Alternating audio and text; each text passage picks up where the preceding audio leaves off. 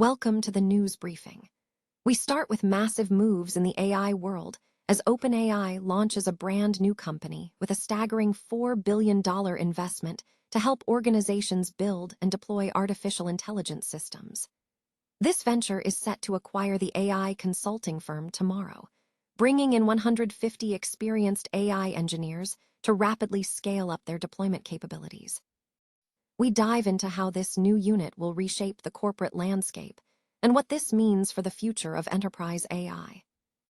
Tired of dropping your phone or struggling to hold it with one hand? The PopSocket's Pop Grip gives you a secure grip, works as a phone stand, and even lets you swap the top for a fresh new look. Simple, useful, and perfect for everyday phone use. Click the link in the comments to grab yours on Amazon. Next up, we look at the ambitious infrastructure play taking shape in Europe. A consortium is pushing forward a €5 billion bet to establish Móra la Nova as the Iberian headquarters for a massive artificial intelligence gigafactory.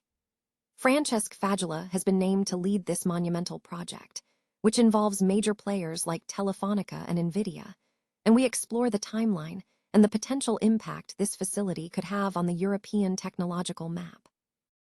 The supply chain for cutting-edge AI is facing a critical bottleneck, and the helium shortage has exposed the weakness in this supercycle.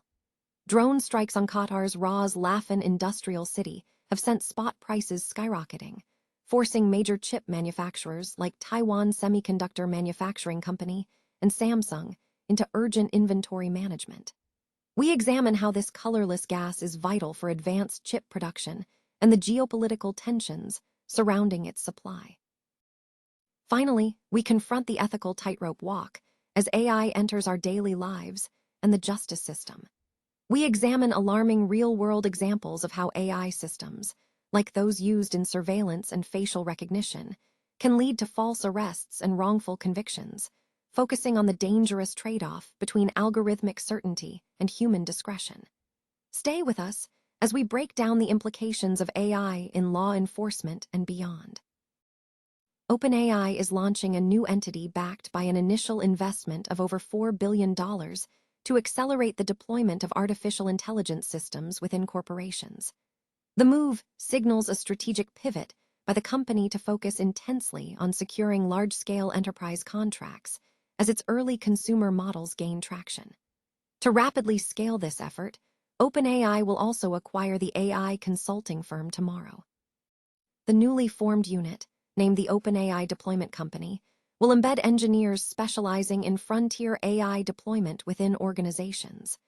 These teams will collaborate with various departments to pinpoint areas where artificial intelligence can generate the most significant impact. This initiative comes as competitors, notably Anthropic, have also seen strong enterprise adoption with their Claude models.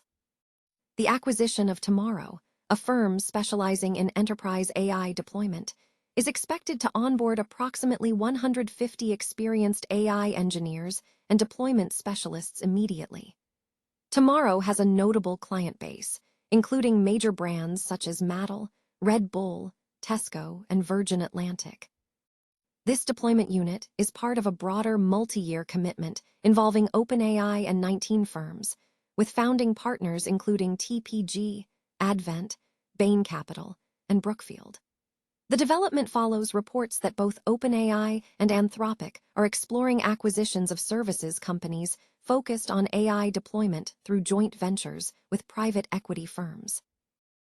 A consortium aiming to establish an artificial intelligence gigafactory in Móra la Nova has selected Francesc Fadula to lead the ambitious project, following his departure from the general management of Mobile World Capital Barcelona. The designation remains unofficial, pending the formal incorporation of the project's legal entity and approval from a council of ministers.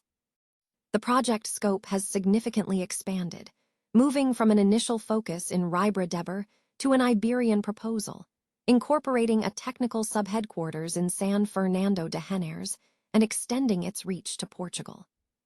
The timeline for the selection process is now contingent upon the European Commission, which has postponed the formal call for candidacies until June or July of this year.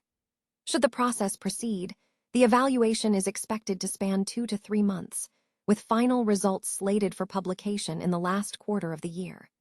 If Fadula is selected, the Móra la Nova facility is projected to commence operations in early 2028. The estimated investment for this massive undertaking is set at €5 billion, with key promoters including Telefónica, ACS, NVIDIA, the Generalitat de Catalunya, and the Spanish state via the State Society of Telecommunications. Francesc Fadula, born in Girona in 1971, is a senior telecommunications engineer with a background from the Universitat Politècnica de Catalunya, complemented by teaching and mentoring experience at institutions such as ESAID, Instituto de Empresa, and INSEAD Business School. Sergi Novo, manager of the TIC Catalunya Sud cluster, highly valued Fadula's profile for aligning with the project's requirements in southern Catalonia. Novo stated, "If it is finally confirmed that Francesc Fadula will lead the AI Gigafactory in Móra la Nova, we will celebrate it, as he is a person with great experience, territorial sensitivity, and a deep knowledge of the technological potential of southern Catalonia. However, whoever finally takes on the leadership, they will have our outstretched hand, and we are sure that together we will achieve important milestones to position the region at the forefront of the European technological map." The proposal, initially announced in June 2025 for Rijbrederber, is currently awaiting a decision from Brussels. The recent disruption in the global helium supply chain has exposed a critical vulnerability within the artificial intelligence supercycle, prompting investors to reassess infrastructure plays beyond the primary chip manufacturers. The crisis was ignited on February 28, when Iranian drone strikes targeted Qatar's Ras Laffan industrial city, the world's largest helium production facility, which accounts for approximately one-third of global supply. This event immediately triggered a force majeure declaration by Qatar Energy and turned the Strait of Hormuz, the sole maritime export route, into a volatile zone marked by naval confrontations and commercial shipping risks. The impact rippled rapidly into the semiconductor industry. Spot prices for helium surged within weeks, and inventory monitoring intensified at key players. Taiwan Semiconductor Manufacturing Company, TSMC, which consumes significant amounts of helium for its leading-edge nodes, began tracking its reserves. South Korean giants Samsung and SK Hynix, which rely heavily on Qatari supply, entered a 6-month inventory window. Furthermore, major distributors like Airgas also declared force majeure on helium shipments in April. Helium is an indispensable component in advanced chip manufacturing, performing functions that no other substance can replicate at scale. It is crucial for cooling EUV lithography machines, detecting microscopic leaks in vacuum chambers, purging reactive gases during deposition, and maintaining the inert environment necessary for exposing silicon wafers to extreme ultraviolet light. The demand for helium increases with advanced processes, such as the 3nm and 5nm nodes used for next-generation GPUs. Geopolitics remains a significant factor. A tenuous ceasefire brokered in April continues to be fragile, with ongoing incidents in the Strait of Hormuz and continued tensions between Iran and the U.S. creating uncertainty around maritime trade. Crucially, even if a formal agreement is reached, the physical damage sustained to Qatari infrastructure means helium output is not expected to resume immediately, according to Moody's ratings. The true focus of the crisis has shifted from the chip designers to the infrastructure providers. Air Products and Chemicals, Inc., and Lind plc control the majority of global supply and distribution, granting them significant pricing power that end users cannot easily negotiate away. Their recent financial results highlighted helium price strength as a key tailwind, driven by increased domestic storage and liquefaction capacity. The takeaway for investors in the AI supercycle is clear. The supply chain for this multi-trillion-dollar technology is dependent on a less visible commodity. The companies involved in storing, liquefying, and distributing this gas are now positioned as consequential infrastructure plays. While a ceasefire may ease immediate pressure, the underlying supply constraints revealed by the helium shortage are a structural reality that cannot be instantly resolved. Noi dung kai tight, Artificial intelligence is increasingly introducing serious risks in law enforcement and legal proceedings, leading to instances of false arrests and wrongful convictions due to technical flaws and misplaced human trust in the technology's objectivity. Recent incidents highlight this danger. In Baltimore, a 17-year-old student named Taki Allen was falsely identified as carrying a gun by an AI-enhanced surveillance camera, resulting in a traumatic confrontation with police.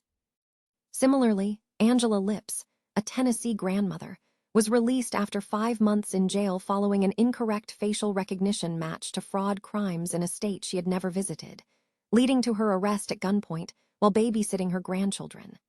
/N, the core issue stems from how AI systems operate. They produce probabilities, which are often mistakenly treated as certainties by human decision-makers. Researchers studying the intersection of technology, law, and public administration note a rapid shift from probabilistic prediction to operational certainty. AI policing tools ingest historical crime data to generate risk scores and heat maps, guiding officers to predicted hot spots. While this mechanism is straightforward, the translation of a statistical output into a deployment decision obscures the inherent uncertainty. /N generative AI models, such as ChatGPT, further complicate matters. They predict the most statistically probable answer based on training data rather than retrieving verified facts, meaning the most likely response is not always the factually correct one. This poses a significant challenge when applied to policing, where algorithms analyze geographic patterns to estimate criminal activity. Concerns exist that predictive policing systems may not necessarily increase arrests for minority groups, but the broader threat is how probabilistic predictions become standardized operational decisions without adequate verification. /N crucially, AI systems rarely provide binary answers. They offer confidence scores. Engineers set confidence thresholds, a level of certainty, that determine when an alert is triggered. A low threshold increases potential alerts but raises the risk of false alarms, while a high threshold reduces errors but risks missing genuine threats. These thresholds are often invisible to the public and are set by vendors or agencies, directly shaping when police action commences. /N this trade-off mirrors decisions in medicine, where diagnostic tools balance false positives and false negatives. In policing, the choice of threshold dictates whether an algorithmic suspicion escalates into a real-world intervention, with consequences ranging from wrongful stops to missed dangers. Researchers suggest methods like receiver operating characteristic curve analysis can help calibrate systems, but the fundamental societal question remains. How much algorithmic uncertainty is society willing to tolerate? /N furthermore, the distinction between probabilistic prediction and legal standards of proof is vital.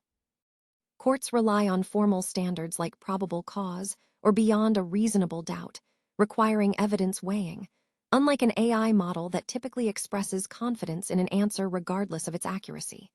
As AI permeates critical sectors, technologists must design systems that explicitly admit uncertainty and educate users on responsible interpretation. The message is clear. AI does not know what is maybe versus definitely. That judgment remains human.